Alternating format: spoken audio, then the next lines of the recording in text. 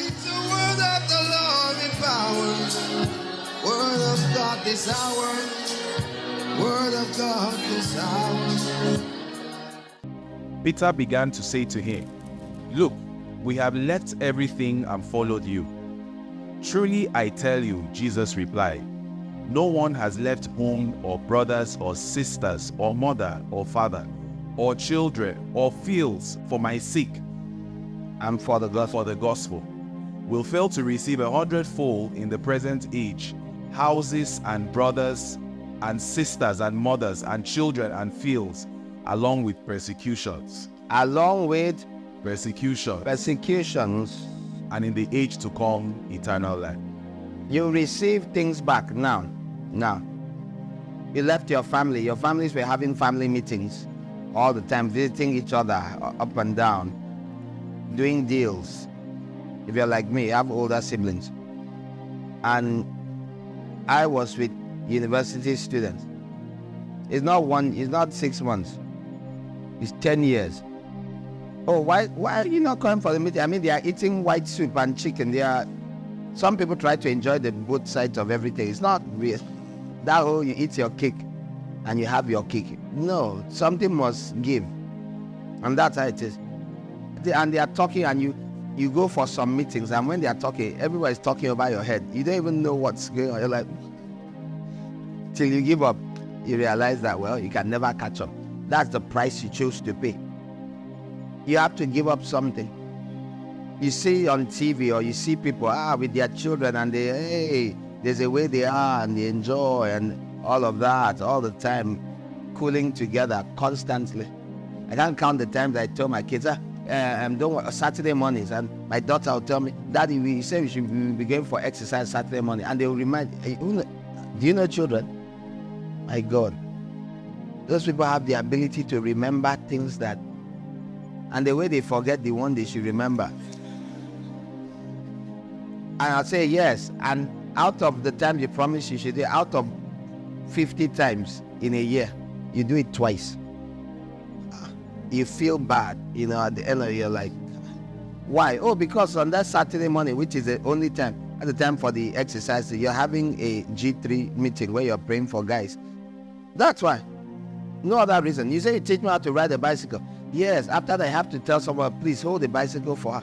But you wanted to be the person to do it. All those dreams you had, from all these TV programs, all those plans. Many people throughout history, this has happened. Again, some people no. So you hear again, it's usually our brethren on the other side, which many here are swallowing everything. You hear them say, you must always be the family. You must never, yes, don't play with your family. Take care of them, be involved in their lives as best as you can. But to claim that you're going to stay with them and you'll be available like the other father who is not a disciple of Christ. So why did Jesus say what he said? Why did he say it if it was never going to happen? So you say, no, I always was in every baseball game of the little league. When my little Johnny, I never missed it, not for anything. That is why little Johnny grew up and became a drug addict. Pastor's child. That's why little Johnny grew up and has walked away from Christianity. In spite of all you tried, except the Lord draws a man. You didn't trust the one who pulls. So, because you thought you read some psychological nimbo jumbo. So if I'm in every game cheering one, yay, Johnny can do it, yay. So I'll go and watch my primary school children.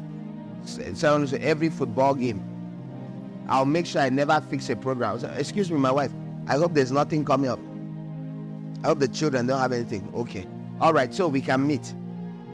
For people's lives, people's whole life, to please Johnny, you must be there by 9 because he has a match. Who is this match with? Between the 11-year-olds here and the 11-year-olds on this side, and all the other people's parents are coming. So I must go and sit down and watch and cheer him on, yay, and boost his self-confidence. Question: do those people all end up having more self-confidence than people that they not? What? But some of them become just sad, weak, willed. Now, it does build confidence to encourage a child and say affirming things, but do not give the impression that that's what they need primarily. You know, they need God primarily. And this God helps through you and through others. Why would God say that if you leave? What is it not obvious? How do you think you would leave? You think it's to leave by 5 o'clock, go and preach and come back by 8? No, that's not what it meant. It meant that there will be demands I put on you. There will be demands. Or just speaking to one of our young ladies in my house, the months the other day, and I said, if you see my older children, since I was in the house more, I mean, those days we were meeting in the house and different things. Not the house only, the warehouse, but it was in the same compound with. So I was around my kids where I could be around them more. I was much more available. Then you notice the younger ones, they go to bed. When I was walking elsewhere, walking under another bus before my bus became God, and in the early days, and because I'm there, I'll tell them, lie down, no, you sleep, no, you put your hand on them, hold them down, they scream, they cry, but they sleep. You do that 40 times. A time comes, now not 40 actually, 10 times. A time comes, say, okay, it's time to sleep, lie down. They'll climb by themselves and they'll just lie down and they'll be there. And after a while, they'll sleep off. So, I saw that first child, second child, third child. You're watching it, you're seeing it. But in the latter years, I'm not around, and I watch and I say, when I'm in the house, I'm saying, why is this girl not asleep? Why are they not asleep? My absence has consequence that I am not happy about. Now, there are people that will now say, no, you can never do that. Change your plan and make sure you're there to put all your kids to bed. And they will really mean it and say, if you don't do it, you're a bad father. It's just for a while. And I'll tell you, the ministry responsibilities are also for a while. People are passing through under your hand for you to help sheep for a while. If you use it all up on people that will live in your life for decades, and this other one that was in year 3 and year 4, and you had 2 years to organize meetings and programs where you could pray for them, cast out their demons, bring understanding, light, for them to carry and go and serve God and have their own families. You were not there to give it. Why? Because Johnny and Jane need to be put to bed by you. If they are not put to bed, they will not give their life to Christ. So areas of your life will suffer. There will be things that suffer. It's a price to pay. Do you wish you could do better? Can I do better? Likely. Maybe I can squeeze out, but that's when you're like, let me rest. Let me rest. My waist, my leg, my head, let it rest on a pillow. Lord, that's how you're feeling and thinking. Not, this short time I have, that I should have a small personal Sabbath. Off you go, trying to please everybody. Sometimes I'm like, well, if it's once in 3 years you see me for, mine is even good. What about Mary Slater? What about Emeka Michael? What about David Livingston? What about all the servants of God that went to places to share the truth and never came back, ever? Some did not die immediately. They lived for 40 years and nobody in their family saw them again. If you want to see them, you need to travel to where they are. This is a price, a real price, that it seems Jesus expected of those who say that they are disciples. If you are a disciple, then there's a price to pay. And that price is leaving your nearest and dearest. Not deliberately. You're not free at home. You just stand up and leave them. No, when God calls, it's always due to God's call. It is due to God's call. When God calls and you obey, in the process you leave. And some people can never leave. So they do not obey. They disobey the Lord. I'm sorry, Lord. You can't send me on that assignment. Sorry. I can't go and share with that gathering of 1,000 people because Johnny is playing an irrelevant game in his school. And if I'm not there, you feel so bad. He will not grow up to be a healthy individual. So you are Johnny's God. You give him health, increase. You have to follow that thought through. So without you, Johnny cannot be. In other words, if you die by any chance in an accident and leave the earth, Johnny is finished. Yes, now, is that what it is? You're Johnny's oxygen. If you know you are not, then while you are still alive, you should be glad you can be there sometimes. Now, this does not apply to everybody here. It's a function of the season of life. There are people, nothing God is sending you like that. You are not carrying such responsibilities yet. But if you truly say, Lord, I want to serve you, at some point He will give you assignments. He will give you responsibilities. There will be real consequences to those responsibilities. And those consequences will involve leaving things you hold near and dear. You will feel the pain. You will feel the sadness, the shortcoming. You'll feel it. And the choice will remain before your face. What do I do? Do I put the Lord on pause? Or do I seek His pleasure above all and give what is left to my family, my nearest and dearest? Said you leave your fields. Oh, there's this business I used to run. Oh, there's this thing I used to do. Yes. There are things I started, businesses. I have to drop them. I had to hand them over to others to tend, to manage, to handle because of ministry. You're praying for people till 1 o'clock, 2 o'clock. And all these things I'm saying, I'm not even a traveling minister yet. But there are people who have been traveling for 20 years. Think of, I'm going to an extreme, Billy Graham. You're traveling up and down, always somewhere else in the world. So you may be at home for 20 days, 30. In between all of that, you were everywhere else. That is leaving your wife. So mine is not even a big deal. When I got married newly, I knew in the future there will be movements. How did I know? Because I was going and coming in and out of you a lot already in the time, a year, 2 before, just in the season before I got acquainted with my wife to be. And those 2 years I was doing Lagos and Uyo consistently, almost every month, every 2 weeks, back and forth. And after I married, it continued for a while. And even then, it was implanted in my mind that in the days to come, that this is like training. Because I married my wife, 2 weeks later, I would travel. Came back 2 or 3 weeks later, like that. And it continued for a while. So from the beginning, it was there that, oh, this is my husband, will not always be around. Now, I've been around a lot. Recent, I was around a lot thereafter. But still, when I started, that was 2009, I got a job that involved traveling a lot.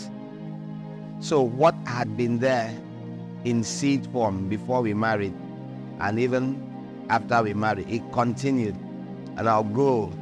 It could be the nature of my job from 9 to 10. I was a bit steady, but 10, 11, 12. 2 weeks, I'm in Abuja. 2 weeks, I'm in Lagos. Every week, I'm in Asaba. I am in Port Harcourt or River State. I'm in Calabar. I'm in Ogoja. I am in, and I'll go 3 days, 4 days, 1 week, 2 weeks. It continued. So my wife, my husband is not going to be a husband that is in the house all the time. You saw it before we married. You saw it after we married. A time came where I was in the house much more. Ministry. The last many years. But also, I know in the future it won't be like that again. because she was trained. That's why God allowed it in the early days. So in her mind, she knows. Now, if you're going to say, I won't do it, oh, no. My wife does not like it, or she'll be sad. I mean, there was a day I traveled, my second son was born. I didn't jump on a plane and tell my boss, I need to come back home now. No. I was on a work assignment. I had to stay. So 2 weeks later, that's when I came back. There are people that say, I immediately hopped on a plane, immediately boarded a bus. I headed back. That's if you can afford it now. But even if you can afford it, it was important that we not make a human being an idol. Nobody should make you an idol either. It's not except you're around, something will happen. No. People have to learn to trust in God for themselves. In no way am I saying this, that any of you men should be callous. Don't be callous and casual about your wife's emotions so that you are not guilty of, remember you're to nourish and cherish her, remember? But don't idolize. There's a balance which you must constantly ask God for wisdom. You make up your mind on these things now. Make it up long before that time comes. Well, if it's God's will, after all, sweetheart, if they offered me a job, I was working in Mobile or some other company that they go onshore and offshore every 2 weeks. Not once. You're the one that will say, darling, come and go, so you don't lose your job. I will not love my God less than money. Are you hearing me? If anything, I'll love him more. You're walking offshore, they grab you in the boat or the helicopter, they lift you, drop you on the rig in the middle of the sea. You come back, end of the month, they pay you 350,000, 450,000, $500,000. You wouldn't think your wife is your wife. That wouldn't think of it. She'll be in labor. Darling, leave. Why? Don't bring the dough and bring the money. Everybody finds it easy to do things for money. When it comes to God, you start analyzing. Idol worshippers everywhere. And they sound intelligent. If you can do anything for money that you can't do for God, at the best, it means you worship God and money equally. But you ought to worship God. You don't even worship money at all. And it's money. You can take any risk. When it's God, what if they slap you? When it's money, you can climb a ladder into the sky in spite of your fear of falling. When it's God, we have to be wise. You think God does not see? Sees all of that. That's what Jesus meant. You cannot serve God and mammon. You will love one and despise the other. He was clear. They scoffed at him. But it's the absolute truth. I need to market my goods. You can talk to anybody. Be bold. We need to go for evangelism. I don't like disturbing people. Matthew 6 verse 24. No one can serve two masters. Either you hate the one and love the other, or you'll be devoted to the one and despise the other. You cannot serve both God and money. Not possible. Can't serve God and money. So the average person, so-called Christian, serves money. The average man serves money. If you can't do it for God, but you can do it for money, you serve money. Deceive yourself. When you see God, you know. Or be wise and not deceive yourself and agree and then say, God, how do we manage it? Maybe he will show you how to move himself to the place above. Maybe he will show you how. God can give you a good job, can have you well paid while you're serving. But how to make sure he is the master and not money? That's where it's hard for most people.